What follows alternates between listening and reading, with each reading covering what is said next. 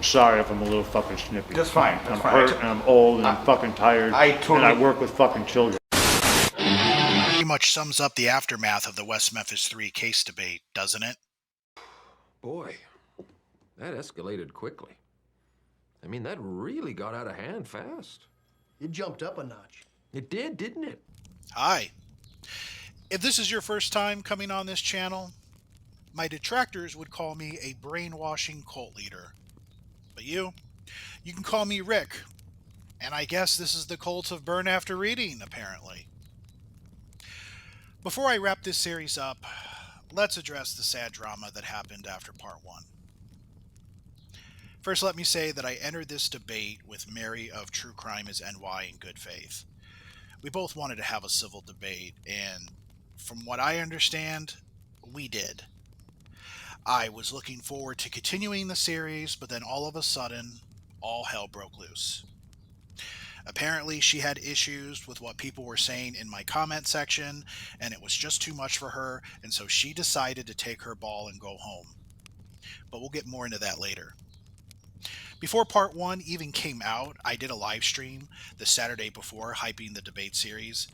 I was very kind to Mary, never disrespecting her. I wanted to raise awareness on a topic that I felt very passionate about, because to me, this is important. Later that night, I get an email asking if I put part 1 up already. For context, we both agreed we'd release part 1 on our own channels at the same time. Of course, I replied that no, I did not release it yet. I informed her that I did a hype live stream getting people ready for the series, and I wouldn't release it until we were both ready to do so at the same time. I asked if she was mad at me, and she responded that she was, but she's over it now. That still left me very concerned. I thought it was odd that she'd get mad over something like that. A day or so later, I asked, hey, are we all good? She said yes, which I was relieved about. And so, it was back on to business. A few days later, we had an audio meeting the day before the recording. Although I previously informed her of what I would like to cover and to see what she would like to cover, I thought it would be a good idea just to get a feel for our verbal back and forth and just go over everything again, see what we wanted to cover, see if there was anything additional. And we talked for, I would say, almost 2 hours, maybe a little under, if memory serves me correctly. I thought the conversation went well, and we were both looking forward to the next day. So we did do the recording, and although there were some technical difficulties in the middle of it, which I anticipated, and that was a reason why I didn't want to go live. But other than that, I thought it went really well overall. She jumped around a little bit, going over things that I planned to cover later, and instead of correcting what she said right then and there, I decided it'd be better to wait, because if I engaged in those questions at that moment, everything would go off the rails. I didn't want the debate to go in a different direction so quickly. I'm patient, and I thought it would be a good idea for the audience to hear what she had to say anyways, let it marinate in their minds before I responded at the correct time. You know, such as Damien and Jason were never friends with Jesse, the crime scene being a crime dump, the whole satanic panic thing, and a slew of other stuff. You know, my initiative was to stay the course. Never let anyone get you off balance. You know, my goal for this debate was to get people thinking, to inspire them to do their own research. And if it meant someone watching it and then going to the Callahan website and studying it for themselves, to me, that's a win. It wasn't about me beating Mary in a debate or making her look bad. It was about expanding awareness that perception isn't always reality. But let's get back to what landed us here. Mary's editor reached out to me, and we confirmed a Tuesday 2 p.m. Eastern Standard Time publication of the video. I set mine as a premiere. This way people can engage in a live chat as the video is premiering, and I just think it's a great way to promote the video. Mary showed up for it, which I thought was great. I was only able to really engage during my work break, but I did my best to glance at the chat every once in a while. But then something weird happened. A person named Jenna came on the live chat and she said hey to Mary, but then the same person named Jenna said hi to herself. And another user named Elway said that Mary was using a sock puppet account. I thought it looked weird as hell. Other people afterwards said it looked weird as hell.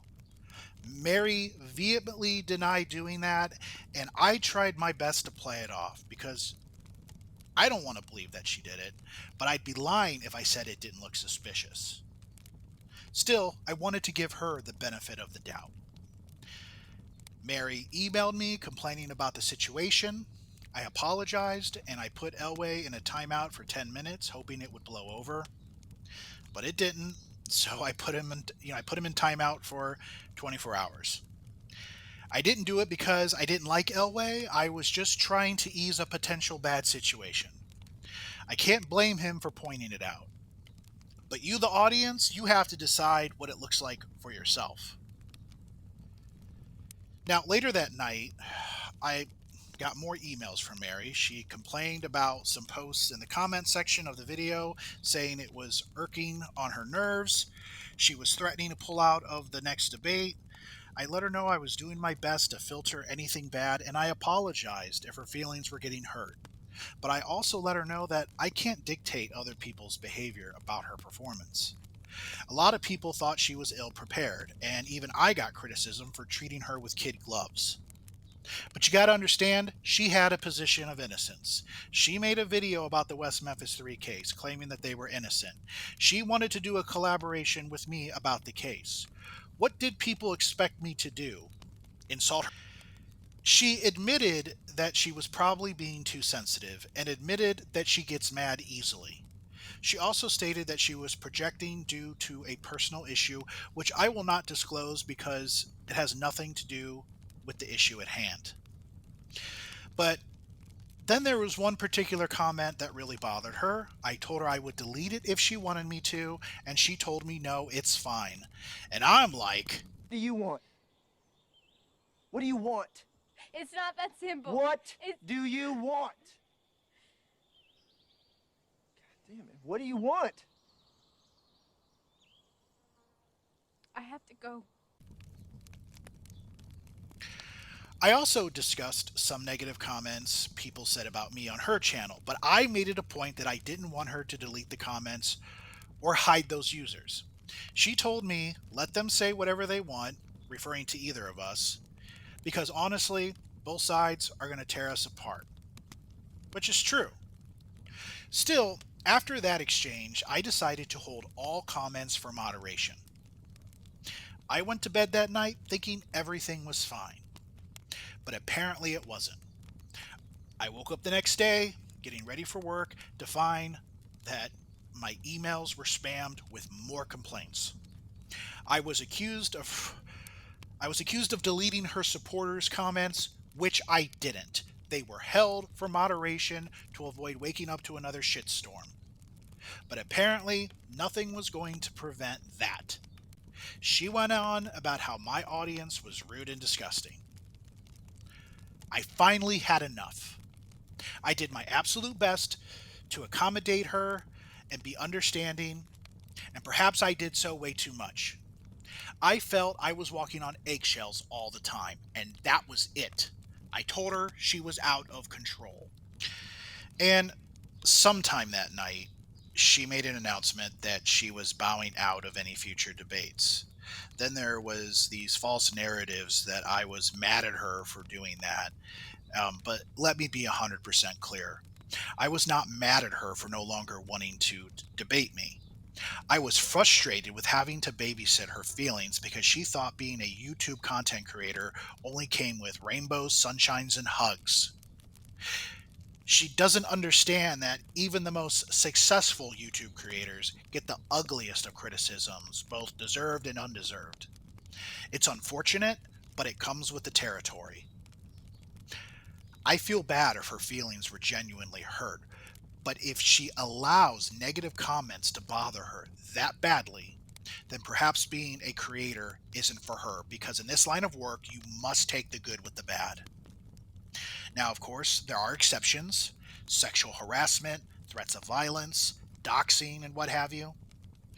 She claimed in one of her posts that she was getting death threat emails, and while I'm a little hesitant to believe that's the case, if by chance she is getting those kind of threats, it needs to be known clearly that I condemn anyone who would do that, especially if it's in my name.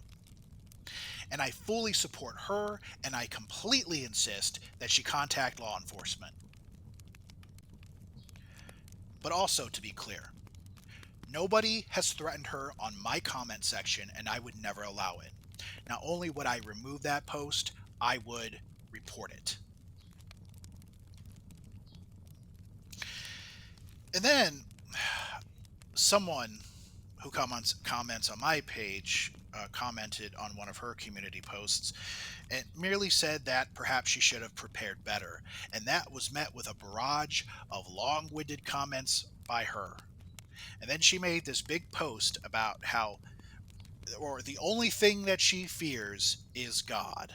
You don't think that's a cop-out? He is God. Are you God? No.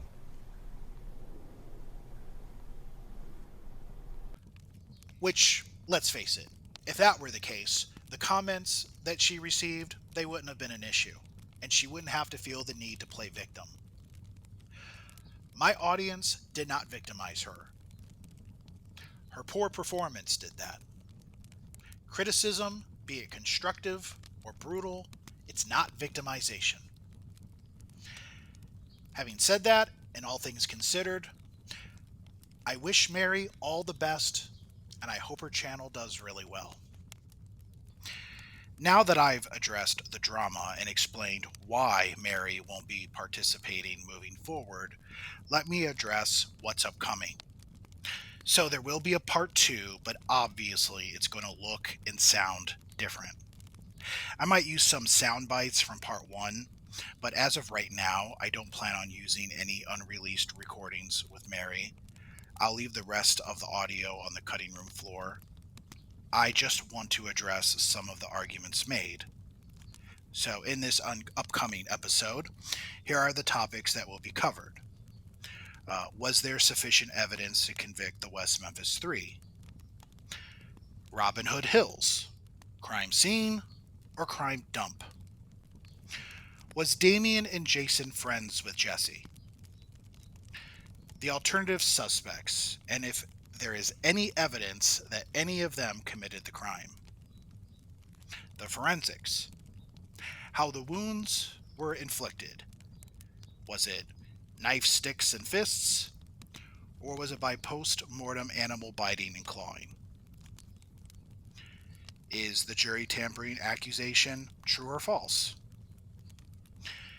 Did the two juries convict because of satanic panic? And lastly, who presented the Alford plea? So that's what will be covered in part 2, and I'll just wrap this up, and that will be that. So, anyways, this is Burn After Reading, and I will catch your ass down the road. Until next time.